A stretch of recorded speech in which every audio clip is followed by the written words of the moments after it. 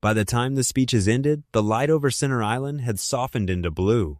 Behind the private residence, glasses clinked, music lifted, and the wedding reception glowed against the darkening lawn. Across Lake Ontario, Toronto stood bright and close, the CN Tower rising above the skyline like a needle holding the evening together. Jack watched from the edge of the crowd, calm in his black tuxedo, smiling when needed, quiet when not.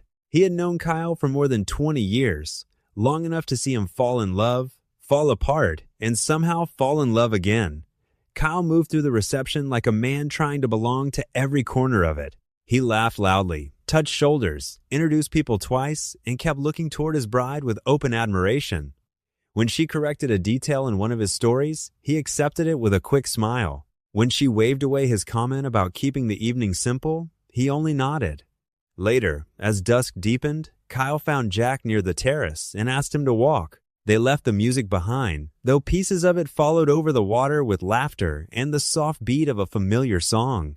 For a while, neither man said much. Then Kyle looked across the lake and asked if Jack thought he was ridiculous for doing this again. Jack said no. Kyle pressed on. Second wedding, big feelings, big promises, same suit, different chapter. Jack smiled gently and said it sounded like Kyle still believed in chapters. Kyle laughed under his breath.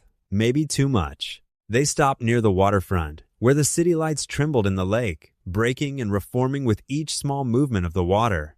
Kyle's voice lowered. After the divorce, he said he hated going home. Not the quiet exactly, but the shape of it. The empty hallway, the table set for no one.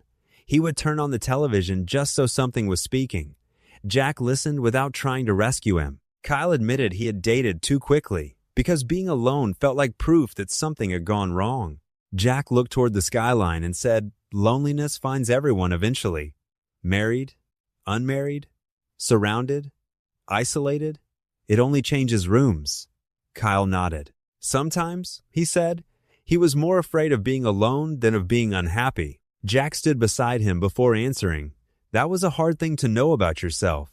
Kyle smiled, eyes shining, and asked if Jack never wondered. Jack kept his gaze on the city. Sometimes he wondered what he missed. Then he added that he also wondered what he avoided. Neither man laughed. There was no victory, no lesson, only two lives shaped by different fears, comforts, and bargains with happiness. From the reception, someone called Kyle's name. Warmth returned to his face.